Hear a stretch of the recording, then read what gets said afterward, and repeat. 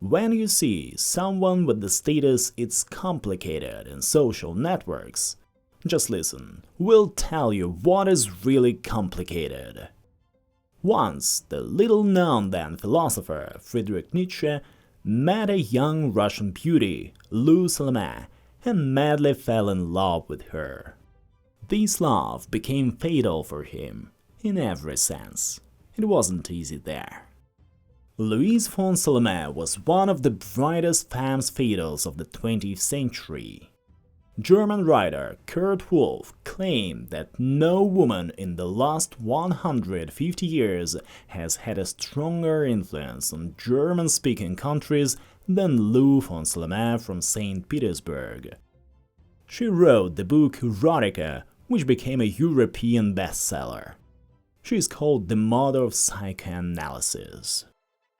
She was born in St. Petersburg in a family of wealthy nobles. After her father's death, she went to Europe, studied philosophy in Switzerland, and went to courses for emancipated women in Rome. She wasn't only attractive, but also very smart, bright, and independent. And she was categorically against marriage. And she refused numerous marriage proposals. Maybe that's what drove men crazy. No one had such a collection of famous men who had gone mad with love for her.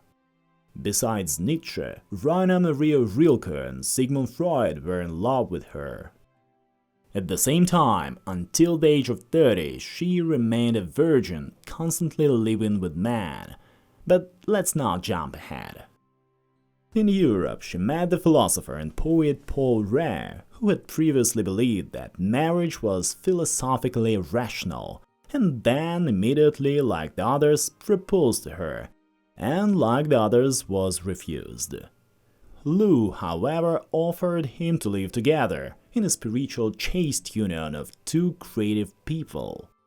Paul agreed, hoping that the platonic relationship will eventually grow into quite ordinary. But he didn't know Lou well. He himself introduced her to his friend Friedrich Nietzsche.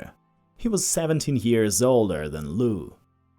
Nietzsche was at her feet. According to his words, he had never met a woman as intelligent as Lou was. The philosopher offered her his hand and heart twice and was refused. And then he moved and settled with her and Paul Rée. These three united in a kind of intellectual commune, lived together, traveled, conducted philosophical debates, composed, but without any intimacy, a kind of ideal friendship. The meaning of this triple alliance is well conveyed by this famous photograph composed by Friedrich Nietzsche. If Lou seemed completely satisfied with such an alliance, but the man of hers didn't. Nietzsche suffered from love more and more and wanted to get rid of a rival and a friend. His sister also intervened. She sent Lou a nasty letter. They quarreled and she broke up with Nietzsche. He suffered. He wrote his most famous book, Thus Spoke Zarathustra, which embodies the ideals of Louise Salome, and according to rumors, even her features.